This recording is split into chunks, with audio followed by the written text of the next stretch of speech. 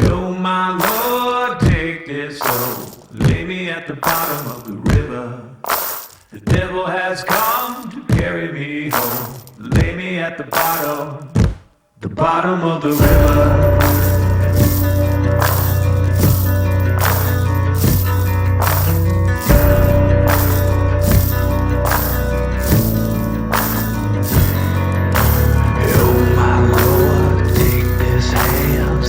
From the gallows, shed this news, bear my dough, lay me in the shallows. Evil come if you call my name, the wicked day shall rise. The river sin's gonna wash me clean if the river don't run dry. Oh my Lord, take this soul, lay me at the bottom of the river. The devil has come to carry me home, lay me at the bottom.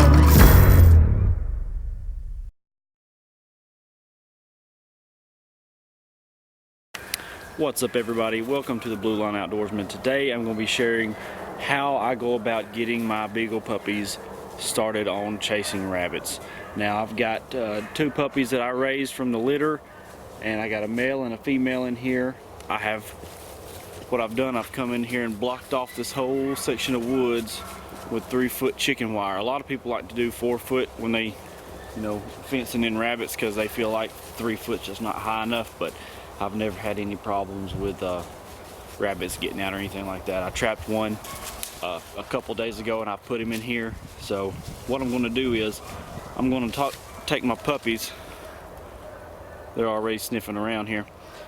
I'm gonna get in here with them, I'm gonna walk them around, I'm gonna actually find the rabbit, but I'm not gonna jump it. I'm gonna find the rabbit, I'm gonna call the puppies to me, and then I'm just not gonna do anything. I'm just gonna let them do what they do, and then hopefully when they get the rabbit up, they'll open a little bit. So that's what I'm hoping for. But I should be good with these two pups. Their dad's a grand champion and their mom's one of my top rabbit dogs. So we're gonna get in here and see if we can't get these things started.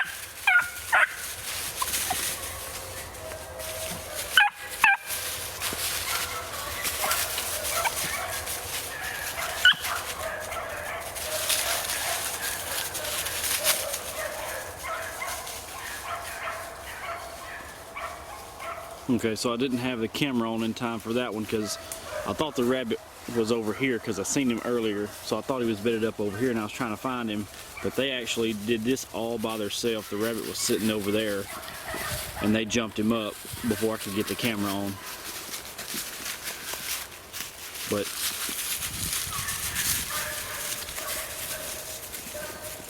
that jump started that hunt drive, and now they're looking for him.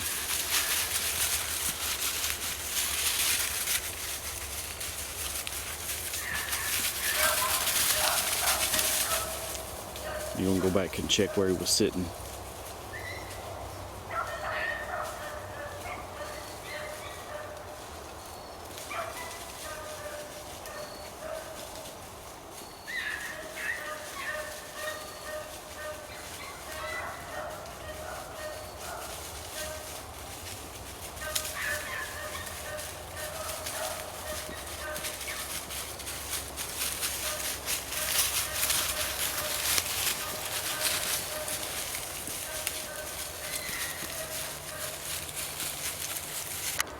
Okay, so when they jump the rabbit like that, I don't call them to the rabbit, I don't do nothing. I want them to learn they're going to have to pay attention on their own without relying on me to show them where the rabbit is. So after they jump the rabbit, I let them, you know, kind of work around, try to find it, trying to figure out where it went.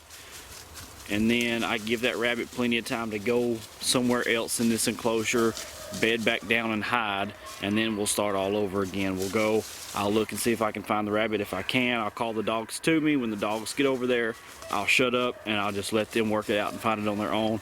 And it's just repetitive. We'll just do that over and over and over again until they kind of learn how to work out that track. So I'm gonna go see if I can find that rabbit again. Okay, so I found the rabbit. He's laid up right there. It looks like June's about to find him. I didn't call them to me either. They would just follow me around. They know he's in there.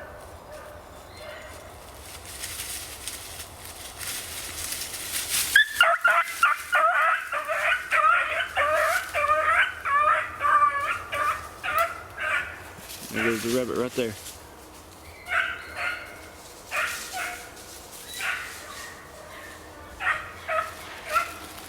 They lost him in that thicket. That's what we're looking for right there, that opening up on that rabbit when it jumps. Now I'm just going to let them work it out. They're going to come back to where he was found at. I'm going to give that rabbit plenty of time to get over there and get bedded back down.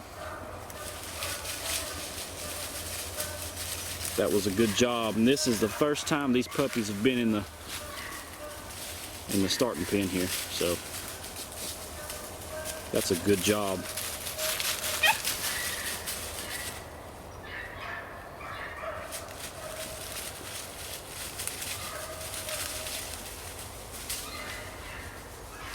They just got to learn how to work out that track. But that rabbit did go in there and kind of double back on them. Made a little circle right around me, right down through there.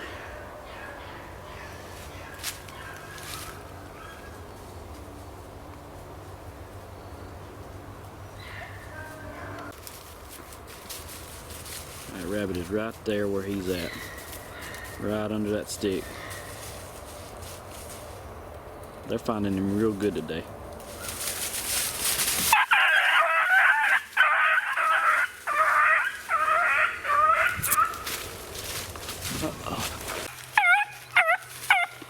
So they actually caught him, and I got him before they killed him.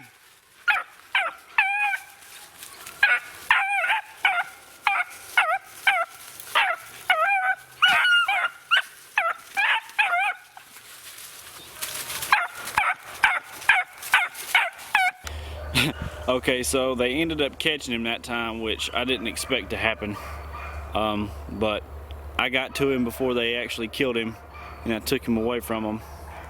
But he's just sitting there. He's a little bit scared right now. So I took the puppies and took them out of the pen, and I'm going to leave this rabbit alone, let him calm down, and then we'll come back later and check on him, make sure he's still here.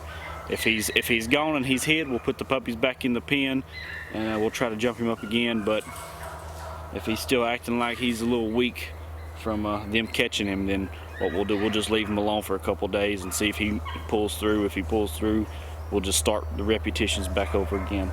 But we'll come back out here in a little while and we'll check and see if this rabbit is here or if he's hopped off somewhere. Alright, so I've come back out here. I'm actually in the pen and I've checked on the rabbit. The rabbit's fine, but I'm still not going to put the puppies back in here today because I don't want to put that much stress on the rabbit, because when a rabbit endures too much stress, it can actually kill it.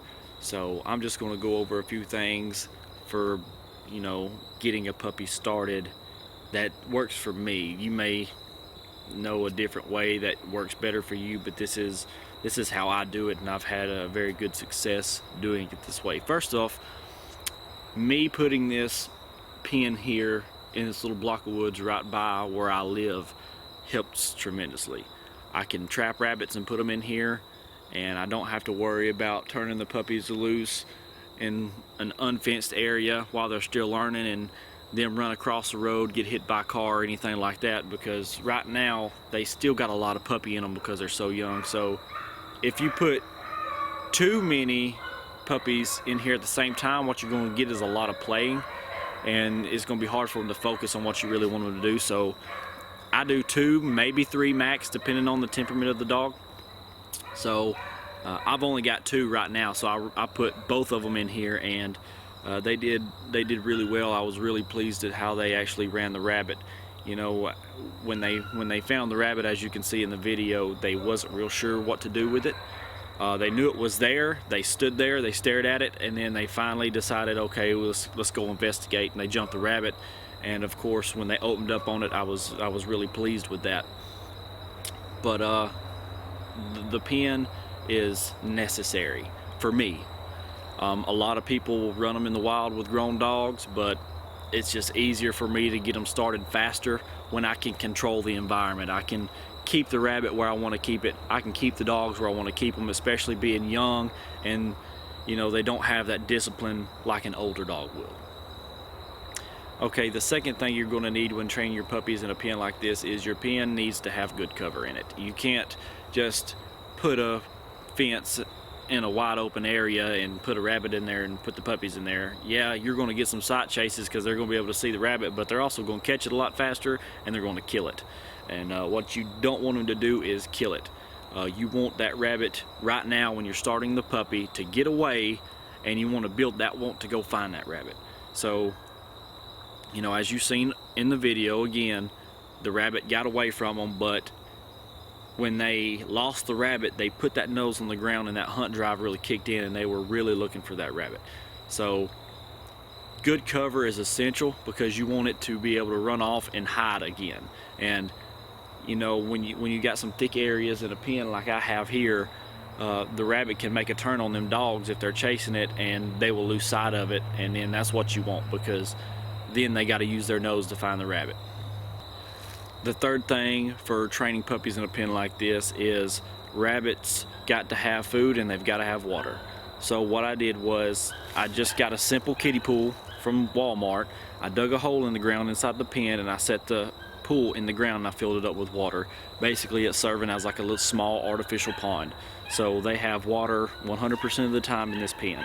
I go to the grocery store and I buy a 50-pound sack of rabbit feed. I put it in here by the pond. I want them to get feed and their water in the same spot. So, you know, I'll put rabbit feed in here, I'll throw carrots in here, I'll slice apples and put them in here. But you got to keep your rabbits healthy and keep them, you know, in good shape, because you want, when them puppies jump that rabbit up, you want it to be 100%. That rabbit, you want it to tear out of there, and you don't want them puppies to be able to just reach in there and grab the rabbit because it's too weak to jump up. So you got to keep food and you got to keep water in your pen. Another big thing about training your puppies is repetitions. You want to try to get them to go through all these motions multiple times, as many times as you possibly can, because the more time that you put into your dog, the better your dog's going to be. It don't matter if you've got a puppy out of a grand champion or one that's a grade dog that don't even have no papers. That grade dog has the potential to be way better than that grand champion puppy, just according to how much time you put into that dog. So when I put these puppies in this pen and I want to jump that rabbit, I want to jump him as many times as possible for that day. Like, if they would not have caught that rabbit today, I would have kept putting him on that rabbit. If he would have run off and hid, I went and found him, called the dogs to me, they'd have jumped him, and we would have repeated that process over and over again until I thought that that rabbit was too tired. And then at that point I would pull the dogs out, put them back in the kennel, because I want to, like I said earlier, I don't want to stress that rabbit out too much. Now, and another thing, that going to that rabbit and calling them to me and letting them jump that rabbit up after I call them, that also, when you get a finished dog and you want to put them out in the real world and you want to rabbit hunt, when you call that dog, they're gonna come to you. I don't like a dog that won't come to me. I don't like to have to go hunt my dog. When I call, you better come. So I'm building that trust with them. When I'm calling them in this pen, they're going to learn, hey, when he calls me, there's a rabbit over there somewhere. So when they come and find and jump that rabbit, I'm building trust. So when we get out there in the real world and we're hunting, and I call them and they hear me calling, they're gonna come to me because they're gonna say, okay, that rabbit's over there, I can hear him, let's go to it. And then that makes catching your dogs a lot easier. Alright guys, that's gonna do it for part 1 of this video. I'm gonna try to have part 2 coming to you possibly by next week if I can. I'm gonna try to get 1 or 2 more rabbits to put in here with the one I have to take some of the pressure off of him. You know, I did not expect them to catch him as fast as they did. They did really well. I was real happy with the way that they got in there and they jumped the rabbit and they ran him. That was their first time ever being in this pen, so I was real happy with that. But I will try to get some more training videos out to you soon, and maybe some videos with my older dogs, and I'm going to try to get a video of an actual rabbit hunt with my older dogs and try to get some rabbits killed for you on camera. So y'all stay tuned, and thank you for watching.